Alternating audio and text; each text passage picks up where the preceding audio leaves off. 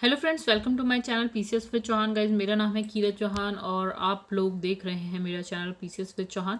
तो दोस्तों, हम यहाँ कर रहे हैं भारतीय इतिहास की घटना चक्र, जिसमें हमारा चल रहा है मध्यकालीन भारतीय इतिहास यानी कि मेडिवल इंडियन हिस्ट्री। यहाँ चैप्टर नंबर 17 की बात करेंगे, यानी कि अब हम करेंगे शाहजहाँ। तो गाइज, अगर आपको वीडियो पसंद है तो वीडियो को लाइक कर दीजिएगा एंड कमेंट करिएगा, शेयर करिएगा। और अभी तक आपने चैनल को सब्सक्राइब नहीं किया है तो चैनल को सब्सक्राइब कर लीजिएगा। बाकी सब्जेक्ट की भी घटना चक्र आपको जो है चैनल की प्लेलिस्ट में मिल जाएगी। और गाइस, मैंने जो है अपना व्हाट्सएप नंबर दे रखा है। अगर आपकी कोई क्वेरी है या अगर आपको किसी भी चीज़ की नीड है तो आप मुझे व्हाट्सएप पे मैसेज कर सकते हैं। कॉल होगी नहीं, सिर्फ मैसेज का ऑप्शन है उसमें, तो आप मैसेज कर सकते हैं गाइस।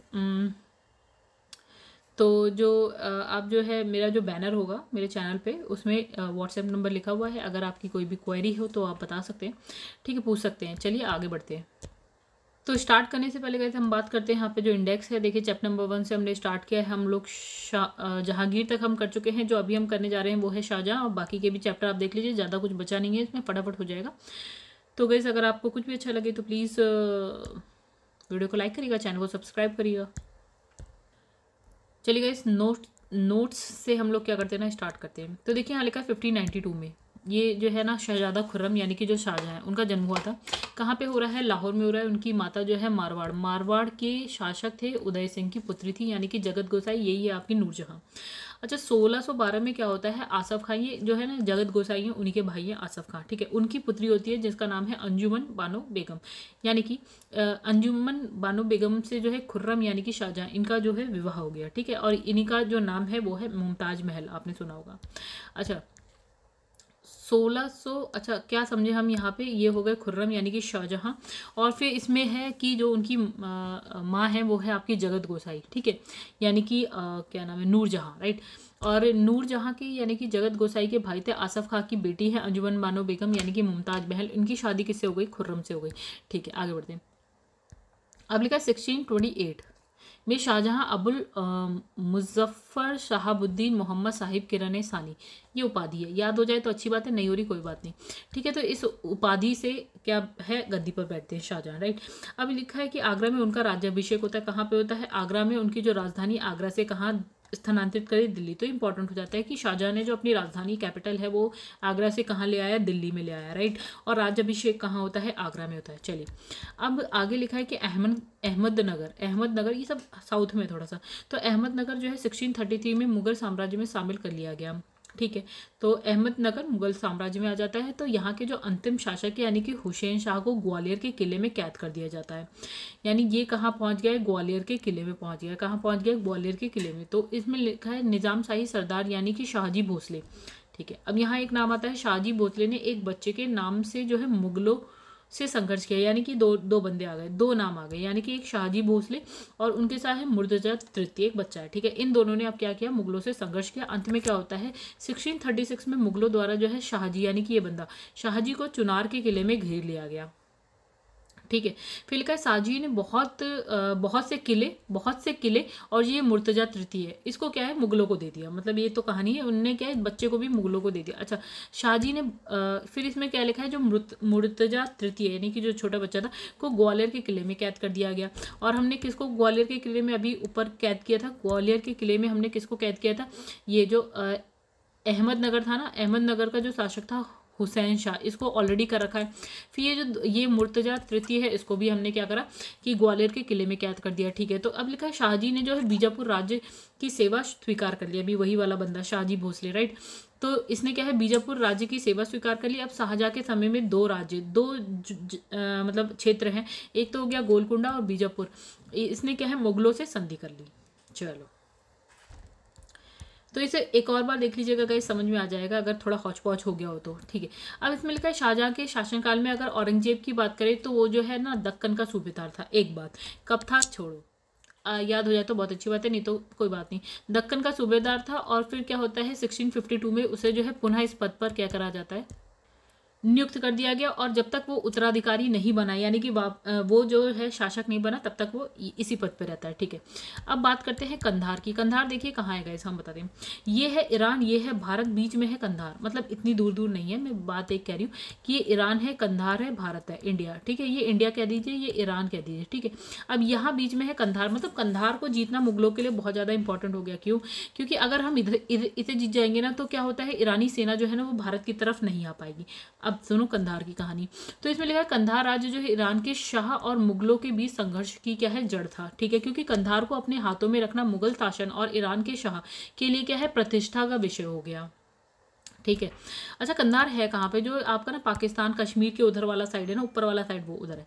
ठीक है, तो शाहजहां यानी कि जिसकी हम बात करें, शाहजहां के शासन काल में यानी कि 1649 में क्या होता है, कंधार पर पुनः जो है ईरानी अधिकार हो जाता है। मतलब यहाँ पे मुगल सेना हार रही है और कौन जीत गया, आपका ईरान वाला जीत गया। ठीक है, अब क्या होता है कि मुगल साम्राज्य को सामरिक महत्व के केंद्र की दृष्टिकोण से एक बड़ा धक्का लग गया। क्यों? क्योंकि जो कंधार है वो ईरानियों के पास चला गया। कंधार के बिना जो है उत्तर पश्चिम सीमा पर मुगलों की स्थिति अपेक्षाकृत दुर्बल थी, यानी कि ये वाली साइड यहाँ पे क्या है, यहीं पे मान लीजिए कंधार है और यहाँ से ईरानी सेना आ सकती थी, तो इन्हें यहाँ जीतना जरूरी था, लेकिन क्या है, मुगल हार गए, तो यहाँ धक्का लग गया बहुत तेजी से। चलिए अब लिखा है शाहजहां के समय में कंधार अंतिम रूप से मुगलों के अधिकार से निकल गया। चलो निकल गया। चलिए शाहजहां के एक अभियान है बल्क अभियान। ठीक है, तो शाहजहां के बल्क अभियान का उद्देश्य क्या था, काबुल की सीमा से सटे यानी कि बल्क और बदखशा में एक मित्र शासन को लाना था। मतलब ये जो काबुल वाला साइड है यानी कि अफगानिस्तान वाला, वही ऊपर वाली साइड पे है, उत्तर पश्चिम वाली साइड पे हम चल रहे हैं। ठीक है, हम यहाँ देखो भारत में एंट्री का ही वही रास्ता है, क्योंकि अगर हम बात करें जैसे भारत की अगर हम बात करते हैं, ठीक है, तो गाइस ये भारत है अगर, तो भारत में एंट्री का यही रास्ता है। हमें यहाँ पे अपनी सेना रखनी है, मतलब मुगलों को अपनी सेना रखनी है, क्योंकि यहाँ पे तो हिमालय आ गए, उसे क्रॉस करके आना तो बड़ा मुश्किल है। ठीक है, तो जो जगह है ना भारत में आने की वो ये वाली है। ठीक है, अभी भी यही वाली थी, तो यहाँ पे बस मुगलों का था, ट्राई करते रहते थे कि भैया यहाँ पे जो है ना हमारी सेना, तो वही वाली बात है, काबुल की सीमा से सटे बल्क और क्या है बदखशा में एक मित्र शासक को लाना चाहता था। ठीक है, ताकि जो ईरान और मुगल साम्राज्य है उसके बीच क्या है, एक बफर राज्य बना रहे, मतलब वहां पे एक रोकने के लिए एक मतलब एक दीवार बनी रहे। ठीक है, कहाँ पे, बल्क अभियान में बल्क और बदखशा में वो चाहता था कि भैया हमारे ही दोस्त रहे, ताकि जो वहां से ईरानी सेना आए उनको वो रोक सके, भारत में इतनी आसानी से एंट्री ना मिल पाए। ठीक है, तो शाहजहां का काल जो है मुगल काल का स्वर्ण काल कहा जाता है। इंपॉर्टेंट बात, तो इसके समय में क्या है, कला साहित्य शिक्षा के केंद्र, शिक्षा के जो क्षेत्र में पर्याप्त विकास हुआ। अच्छा, साहित्य के क्षेत्र में शाहजहां के शासनकाल में क्या है, विशेष उन्नति हुई। ठीक है, तो इसमें लिखा है कि इस काल में फारसी भाषा में 2 शैलियाँ प्रचलित हुई। ठीक है, मतलब इसने कहा कि जो फारसी भाषा है ना उसमें 2 शैलियाँ आई। ठीक है, एक तो हो गई भारतीय फारसी, एक हो गई ईरानी फारसी, राइट। तो जो भारतीय फारसी के जो विद्वान है उसमें हो गए, एक हो गए अबुल हमीद लाहौरी, मोहम्मद वारिस और चंद्रभान ब्राह्मण, कोई नहीं पूछ रहा।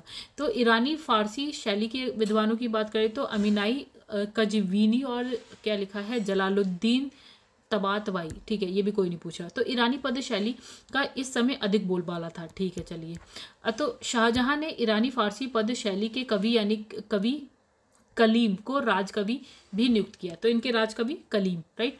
तो कौन सी पद शैली, ईरानी फारसी पद शैली के। कलीम के अतिरिक्त बहुत सारे कवि थे, इनके नाम ये रहे हैं, मत पढ़िए, आगे बढ़ते हैं।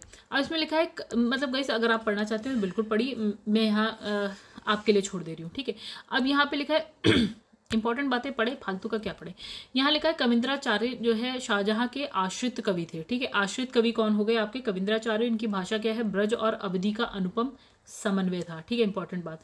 कविंद्र जो है आपका कविंद्र कल्पलता, उन्होंने शाहजहां की प्रशस्ति में क्या है प्रणीम की थी। ठीक है, अब इसमें लिखा है सरस्वती उपाधि धारण कर ये विद्वान संस्कृत का मर्मज्ञ था और इसने जो है बादशाह के निवेदन से तीर्थ यात्रा कर हटाने के लिए कहा, समाप्त करें। मतलब इनने निवेदन किया बादशाह थे भैया, कविंद्राचार्य ने, इन्होंने कहा कि भाई जो तीर्थ यात्रा कर लगता है, तो उन्होंने निवेदन किया कि उसको हटा दिया जाए। चलिए, ताजमहल के निर्माण के लिए जो है शाहजहां ने, ताजमहल की बात हो रही, तो शाहजहां ने भारत, ईरान और मध्य एशिया से डिजाइनर, इंजीनियर और क्या वास्तुकार, इन सबको बुलाया। ठीक है, ताजमहल की वास्तुकला में भारतीय भी, ईरानी भी और मध्य एशियाई वास्तुकला का क्या है, सम्मिलित जो है आपका समन्वय मिलता है। मतलब इसमें आपको सब कुछ देखने को मिलेगा, भारतीय शैली भी, ईरानी भी, मध्य एशियाई भी। ठीक है, तो यहाँ पे लिखा है दिल्ली की जो जामा मस्जिद है, तो यहाँ पे आप बात करेंगे दिल्ली की जामा मस्जिद, इंपॉर्टेंट बात, का निर्माण शाहजहां ने करवाया। ठीक है, तो शाहजहां द्वारा और क्या क्या हुआ, इमारतें बनी है, तो एक बनाए दीवाने आम, दीवाने खास, शीश महल, मोती मस्जिद खास।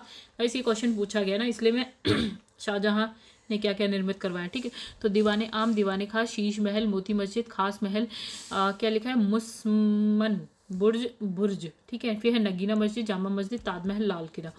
ठीक है, तो ये सब हो गए। तो अकबर के फतेहपुर सीकरी की भांति क्या है, शाहजहां ने दिल्ली में क्या क्या क्या है, दिल्ली में अपने नाम पर शाहजहांबाद, मतलब अकबर ने फतेहपुर सीकरी, शाहजहां ने शाहजहांबाद नामक नगर की स्थापना करी। वहां अनेक सुंदर और वैभवपूर्ण भवनों का निर्माण करवाया। अच्छा, शाहजहांबाद के भवनों में लाल किला इंपॉर्टेंट हो गया। ठीक है, अच्छा, इस किले के पश्चिम द्वार, तो जैसे ये लाल किला है तो इसका एक पश्चिम द्वार है, एक दक्षिण द्वार है। तो जो इसका पश्चिम द्वार है उसको लाहौरी दरवाजा बोला, और जो इसका दक्षिण द्वार है उसको क्या है, दिल्ली दरवाजा कहा। ठीक है, अच्छा, ये सुंदर और क्या है, शोभा में अनोखा है। ठीक है, चलिए आगे बढ़ते। उपनिषदों का फारसी में अनुवाद उपनिषदों का फारसी में अनुवाद शाहजहां के शासनकाल में किसने कराया? इसमें लिखा है शहजादे दारा सिकोह ने सिर अकबर शीर्ष, मतलब टाइटल से करवाया। मतलब उपनिषदों का फारसी में अनुवाद हुआ, टाइटल है सिर अकबर, किसने करवाया? दारा शिकोह ने करवाया। ठीक है, तो उसने जो है 52 उपनिषदों का अनुवाद करवाया। तो दारा को उसकी सहिष्णुता, उदारता के लिए जो है लेनपुल ने क्या कहा, उन्होंने, लेनपुल ने बोला दारा शिकोह को क्या बोला, लघु अकबर। ठीक है, और शाहजहां ने क्या बोला, शाह बुलंद इकबाल की उपाधि दी। ठीक है, और इसमें लिखा है मज्जम उल बहरीन द्वारा जो है दारा, मज्जम उल बहरीन जो है दारा की मूल रचना थी। ठीक है, तो इसमें ज़्यादा कुछ नहीं है, आगे बढ़ते। अच्छा, शाहजहां के 4 पुत्र में जो सबसे बड़ा पुत्र था वो कौन था? दारा शिकोह, और ये बंदा जो है आपका सुशिक्षित था, अध्येता, लेखक, ये सब था। ठीक है, तो उसने अपने हिंदी धर्म ग्रंथों का अध्ययन किया। ठीक है, मतलब बहुत सारे हिंदी धर्म ग्रंथों का अध्ययन किया, उपनिषदों, योग, विशिष्ट, भगवद गीता आदि हिंदू धर्म ग्रंथ का फारसी में इसने अनुवाद करवाया। किसने? दारा शिकोह ने। ठीक है, अच्छा, यहाँ लिखा है कि जो ये शाहजहां है उसने जो बलबन द्वारा प्रारंभ की गई जो ईरानी दरबारी रिवाज था, यानी कि सिजदा, उसको समाप्त करवा दिया। मतलब शाहजहां ने सिजदा समाप्त करवा दिया। स्टार्ट किसने किया था? बलबन ने, और बलबन ने किया था। ठीक है, अब इसमें 1636 से 37 में क्या है, सिजदा प्रथा का अंत हो गया, एक बात। फिर इसमें लिखा है जमीन बोझ की प्रथा भी खत्म कर दी गई, और जो है पगड़ी में बादशाह की तस्वीर पहनने की मनाही हो गई, यानी बैन हो गई, अब आप ऐसा नहीं करेंगे। अच्छा, डॉक्टर ए.एल. श्रीवास्तव ने अपनी पुस्तक, इन्होंने अपनी पुस्तक मुगल कालीन भारत में लिखा था कि शाहजहां का शासनकाल भारत में मध्यकालीन इतिहास में क्या है, स्वर्ण युग के नाम से प्रसिद्ध है। ठीक है, और ये केवल कला में भी वास्तुकला की दृष्टि से ही सत्य माना जा सकता है। ठीक है, फिर इसमें लिखा है एल्फिंस्टन ने शाहजहां के काल के बारे में क्या लिखा? शाहजहां का काल भारतीय इतिहास में सर्वाधिक समृद्धि का काल था। ठीक है, तो ये हो गई बात हमारी नोट्स की, कई सब हम यहाँ पे करेंगे, क्वेश्चन आता है बहुत ज़्यादा नहीं, इसी फटाफट खत्म हो जाएंगे। चलिए पढ़ते हैं। तो ये हो गया क्वेश्चन। ठीक है, इसने कहा कि ये किसके शासनकाल में इतना बड़ा साम्राज्य था भारत में। ठीक है, तो ये था आपका शाहजहां, आंसर हो जाएगा। ठीक है, अब हम इसमें क्या बताएं, आंसर रटली IAS में आते हैं ऐसे क्वेश्चन, PCS में नहीं आते, तो इसमें बहुत ज़्यादा टेंशन लेने की जरूरत नहीं है। चलिए आगे बढ़ते हैं। व्याख्या देख लेते हैं। इसमें लिखा है शाहजहां का साम्राज्य दर्शाया गया उस जो चित्र था उसमें। ठीक है, क्योंकि इसमें जो है काबुल यानी अफगानिस्तान शामिल है, जबकि गोलकुंडा इसके जो है साम्राज्य के बाहर था। ठीक है, गोलकुंडा को औरंगजेब द्वारा जो है मुगल साम्राज्य में लाया गया। ठीक है, चलिए आगे बढ़ते हैं। ईरान के शाह और मुगल शासकों के बीच झगड़े की जड़ क्या था? कंधार था। तो कंधार राज्य ईरान के शाह और मुगलों के बीच संघर्ष की जड़ था, क्योंकि कंधार को अपने हाथों में रखना मुगल शासक और ईरान के शाह के लिए प्रतिष्ठा का विषय बन गया था। दोनों शासकों की साम्राज्यवादी योजना को कार्यान्वित किया जाना बहुत कुछ कंधार को अपने हाथों में रखने पर ही निर्भर, मतलब ये था कि ईरान और भारत के बीच में कंधार, इसको रखना दोनों के लिए इंपॉर्टेंट था। लेकिन यहाँ पे क्या है, किसके पास चला जाता है कंधार? ईरानियों के पास। अच्छा, कंधार के निकल जाने से मुगल साम्राज्य को एक बड़ा धक्का पहुंचा। ठीक है, पहुंचा। तो किस दृष्टिकोण से सामरिक महत्व के केंद्र के दृष्टिकोण से, कि एंट्री है भारत में, एंट्री का रास्ता है वो, ठीक है। देखिए शाहजहां के शासनकाल में क्या होता है, 1649 में कंधार पर पुनः ईरानी अधिकार हो जाता है, ठीक है। और मुगल साम्राज्य को सामरिक महत्व के केंद्र की दृष्टि से एक बड़ा धक्का पहुंचा, क्योंकि कांधार के बिना जो है उत्तर पश्चिम सीमा पर मुगलों की स्थिति अपेक्षाकृत दुर्बल, यहाँ पे मुगल क्या हो गए, वीक हो गए। शाहजहां के समय में कंधार जो है अंतिम रूप से मुगलों के हाथ से निकल गया। अच्छा, बनारस और इलाहाबाद की तीर्थ यात्रा कर की समाप्ति के लिए किसने मुगल बादशाह के सामने बनारस के पंडितों का नेतृत्व रखा, ठीक है। तो यहाँ पे हमने पढ़ा था कविंद्राचार्य इनके राजकवि थे, इन्होंने ही कहा था भैया ये जो तीर्थ यात्रा कर है उसको हटाने के लिए, मतलब इन्होंने क्या बोलते हैं वो किया, रिक्वेस्ट करी। कविंद्राचार्य शाहजहां के आश्रित कवि थे, ठीक है। अच्छा, तो इनकी जो भाषा थी वो ब्रज और अवधी का मिश्रण थी, ठीक है। और इसमें लिखा है कविंद्र अल्पलता, उन्होंने शाहजहां की प्रशस्ति में प्रणीत की थी, मतलब उनके शाहजहां के लिए, ठीक है। तो इसमें लिखा है सरस्वती उपाधि धारण का विद्वान, संस्कृत का जो है मर्मज्ञ था, ठीक है। और उसने जो है बादशाह से निवेदन किया था कि वो जो बनारस और इलाहाबाद में जो तीर्थ यात्रा कर लोगों पे लगता है, तो ब्राह्मणों पे लगता है, तो उसको समाप्त कर दिया जाए। तो गाइस बात ये पंडितों का नेतृत्व किया, ठीक है। अच्छा, शाहजहां के बल्ख अभियान का उद्देश्य क्या था, वो चाहता था काबुल की सीमा से सटे, हाँ तो ये रहा, काबुल की सीमा से सटे बल्ख और बदखसा में एक मित्र शासक का होना। देखिए बादशाह शाहजहां की कामना उसके पूर्वज बाबर की मातृभूमि को पुनः अधिकृत करने की ना होकर मध्य एशिया और पश्चिम एशिया के राज्यों में शक्ति संतुलन की अधिक थी, ठीक है। तो उसने बल्ख अभियान का उद्देश्य जो है काबुल की सीमा से सटे यानी कि बल्ख और जो है बदखशा में एक मित्र शासक का को लाना था, ठीक है, ताकि जो ईरान और मुगल साम्राज्य के बीच एक बफर राज्य बन जाए, एक दीवार बने रहे। अच्छा, निम्न में से कौन शाहजहां के शासनकाल का राजकवि था, तो यहाँ लिखा है कलीम। तो इसे शाहजहां ने जो है ईरानी फारसी पद शैली के कवि यानी कि कलीम, या आप कह सकते हैं अबू जली को राजकवि नियुक्त किया। कलीम के अतिरिक्त फारसी कवियों में गाइस आप नाम पढ़ लीजिएगा कौन कौन है। मुमताज महल का असली नाम क्या था, तो गाइस उनका नाम था अर्जुमन बानो बेगम, ठीक है। तो देखिए आसफ खां जो शाहजहां की मम्मी के भाई यानी कि शाहजहां के मामा ही है, तो आसफ खां की जो पुत्री थी अर्जुमन बानो बेगम का विवाह जो है जहांगीर के पुत्र शहजादे खुर्रम यानी कि शाहजहां के साथ हुआ। भविष्य में अर्जुमन बानो बेगम मुमताज महल के नाम से प्रसिद्ध हुई। अच्छा, हिंदू और ईरानी वास्तुकला का सर्वप्रथम समन्वय हमें देखने को मिलता है, कहाँ मिलता है गाइस, ताजमहल, लाल किला, पंचमहल या शेर शाह के मकबरे में। सिंपल आंसर है ताजमहल में। ताजमहल के निर्माण के लिए शाहजहां ने भारत, ईरान और मध्य एशिया से डिजाइनर, इंजीनियर्स और जो है वास्तुकार इन सबको बुलाया। तो ताजमहल की जो वास्तुकला है उसमें आपको भारतीय, ईरानी और मध्य एशियाई वास्तुकला का संतुलित समन्वय देखने को मिलता है, ठीक है। तो लिखा है निम्न में से किस मुगल बादशाह ने दिल्ली की जामा मस्जिद का निर्माण करवाया, तो वेरी सिंपल शाहजहां ने करवाया। अच्छा, तो दिल्ली की जामा मस्जिद का निर्माण किसने कराया, शाहजहां ने करवाया। मुगल सम्राटों में शाहजहां सबसे महान भवन निर्माण करता था, ठीक है। तो उसके काल में चित्रकार और स्वर्णकार की कला का कलात्मक संयोग हुआ। जामा मस्जिद दिल्ली के लाल किले के बाहर ऊंचे चबूतरे पर स्थित है, ठीक है। तो इसमें 3 प्रवेश द्वार हैं। पूर्वी प्रवेश द्वार से बादशाह नमाज पढ़ने आया करता था, और 2 प्रवेश द्वार उत्तरी और दक्षिणी से सामान्य प्रजा आया करती थी, ठीक है। लिखा है दिल्ली की प्रसिद्ध जामा मस्जिद का निर्माण किसने करवाया, तो ये क्वेश्चन हो गया रिपीट। निम्न में से किसने साम्राज्य की राजधानी आगरा से दिल्ली करी, शाहजहां ने।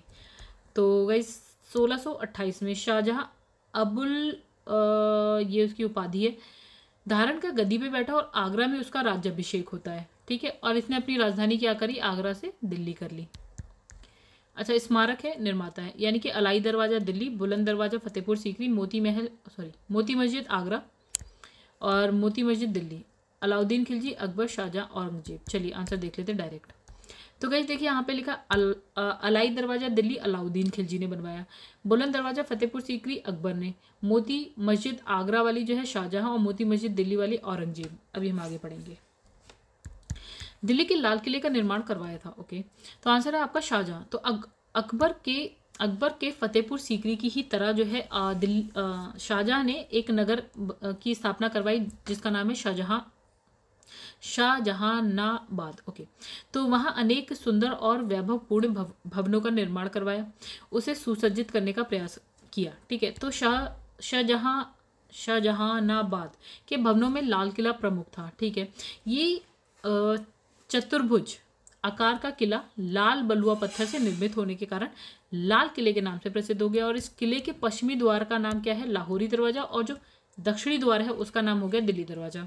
ये सुंदरता और शोभा में अनोखा था। चलिए आगे बढ़ जाते हैं। लाल किले के निर्माण के श्रेय का अधिकारी कौन है? तो बताइए कौन है। चलिए आगे बढ़ते हैं। उपनिषदों का फारसी में अनुवाद किस मुगल सम्राट के शासनकाल में हुआ? तो शाहजहां के शासनकाल में हुआ। लिखा है उपनिषदों का फारसी में अनुवाद शाहजहां के शासनकाल में दारा शिकोह ने सिर ए अकबर शीर्षक के तहत करवाया। कितने उपनिषदों का अनुवाद हुआ? 52।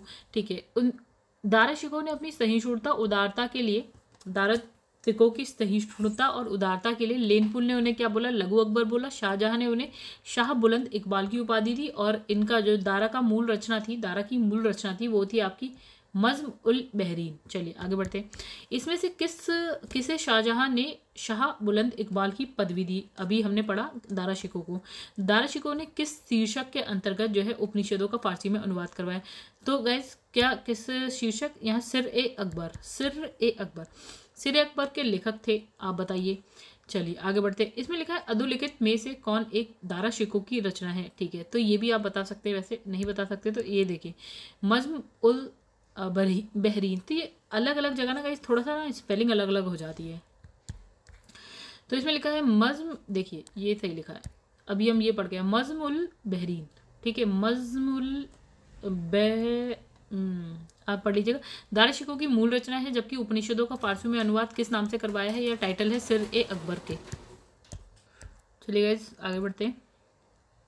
लिखा है दारा शिकोह को किस स्थान पर दफनाया गया था? ओके, ये हमने नहीं पढ़ा, तो दिल्ली में। चलिए, दारा शिकोह को मलिक जीवन नामक बलूची सरदार ने औरंगजेब के सरदारों को सौंप दिया। तो औरंगजेब द्वारा नियुक्त विशेष न्याय समिति ने दारा को विधर्मी घोषित किया और मृत्युदंड दे दिया।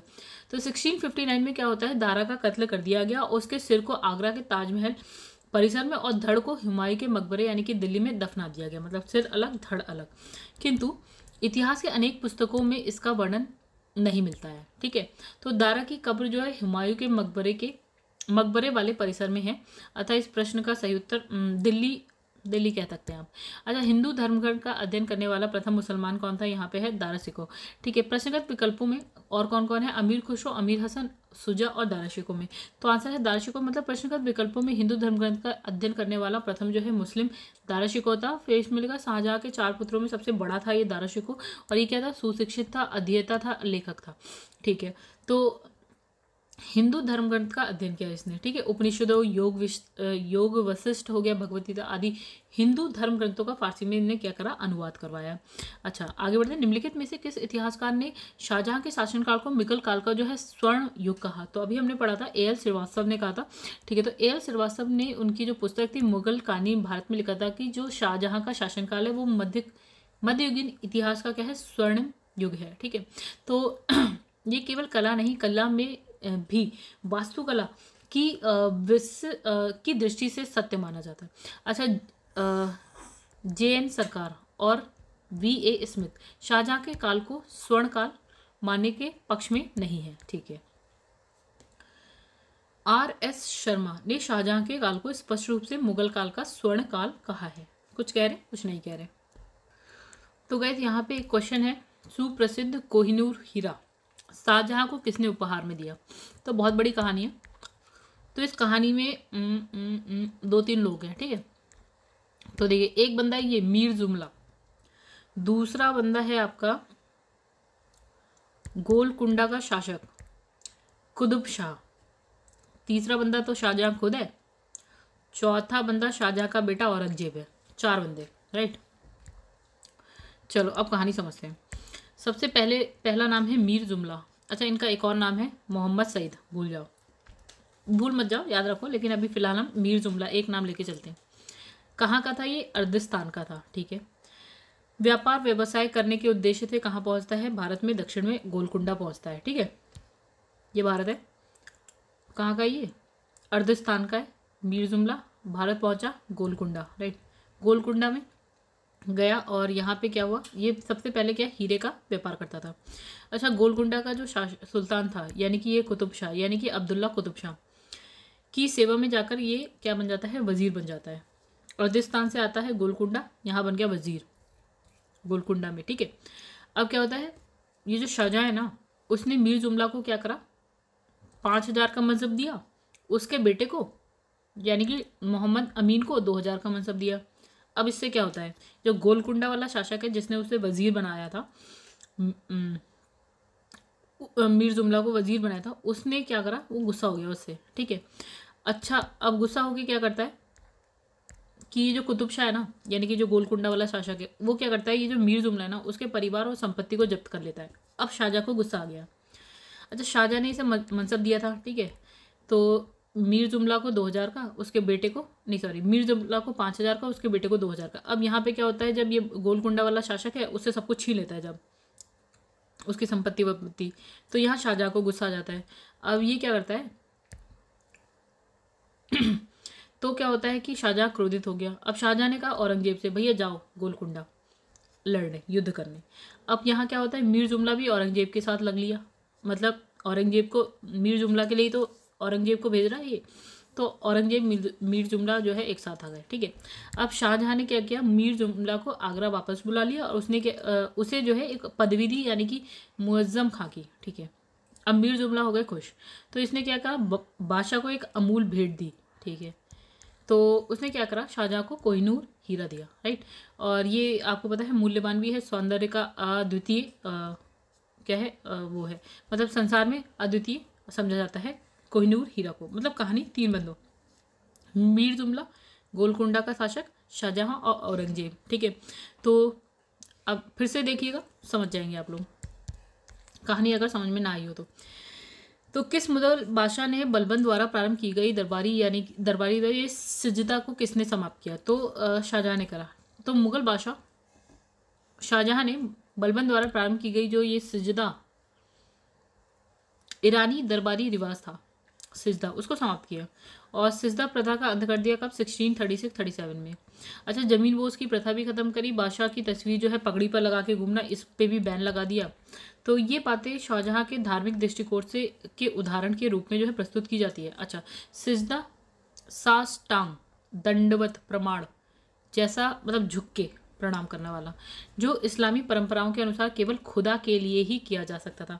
मतलब ये झुक कर, जो सुल्तान है उसको झुक कर प्रणाम करना, ठीक है, मतलब लेट जाना। तो इन्हें कहा भैया ये तो सिर्फ खुदा के सामने हो सकता है, बाकी किसी के सामने नहीं। तो इन्हें शाहजहाँ ने उसको ख़त्म करवा दिया। तो इन बातों के स्थान पर चहार तस्लीम की प्रथा लागू की, किंतु मनुची बताते हैं कि बाद में चहार तस्लीम और जो है सिजदा में भेद कर पाना कठिन हो गया। अच्छा, लिखा निम्नलिखित में से कौन शाहजहाँ के शासनकाल में अधिकांश समय तक जो है दक्कन का गवर्नर रहा? तो सिंपल से है, औरंगजेब रहा।